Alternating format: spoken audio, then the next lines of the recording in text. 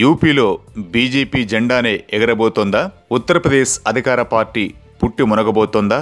తండ్రి కొడుకుల వైరం చివరకు బీజేపీకి లడ్డూ కావాలా నాయనా అన్న రేంజ్లో అధికారం అప్పగించబోతోందా? అసలే నోట్ల రద్దుతో ఎన్నికల వేళ నానా కష్టాలు పడుతున్న ఎస్పీకి ఈ తండ్రి కొడుకుల వైరం తలనొప్పిగా మారింది. గీత దాటాడంటూ కొడుకు ముఖ్యమంత్రి అయిన అఖిలేష్ పై ఎస్పీ చీఫ్ తండ్రి ములాయం సింగ్ యాదవ్ వేటు వేశారు. ఆయనేంటి మనపై వేటు వేసేది, అసలు పార్టీనే మనది అంటూ కొడుకు తొడగొడుతున్నాడు. దాంతో పార్టీ కార్యకర్తలు, అభిమానులు, మద్దతుదారులు రెండుగా చీలిపోయారు. కొందరు అఖిలేష్ జై అంటూ నినాదాలు ఇస్తున్నారు, మరికొందరు ములాయం డౌన్ అంటూ హోరెత్తిస్తున్నారు. ఈ నేపథ్యంలో ఉత్తరప్రదేశ్లో ఈసారి సైకిల్ గాలిపోయేలానే ఉంది. రేపు అఖిలేష్ బహిరంగ సభ నిర్వహించనున్నారు. ఈ సభతో ఉత్తరప్రదేశ్లో పార్టీ భవితవ్యం తేలిపోనుంది. కొత్త పార్టీ పెట్టే ఆలోచన ఉందట అఖిలేష్కు.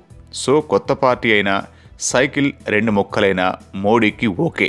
యూపీ కోటను బద్దలు కొట్టేందుకు ఎప్పటి నుంచో కాచు కూర్చున్న మోడీకి ఇది అనుకోని వరం. నోట్ల రద్దు వ్యవహారంలో జనం మోడీతోనే ఉండగా ఇప్పుడు ఎస్పీ బలహీనపడి రెండు ముక్కలైతే ఇక అక్కడే అధికారం బంగారు పల్లెల్లో చేతికందడం ఖాయం. క్యా బాత్ హై మోడీజీ!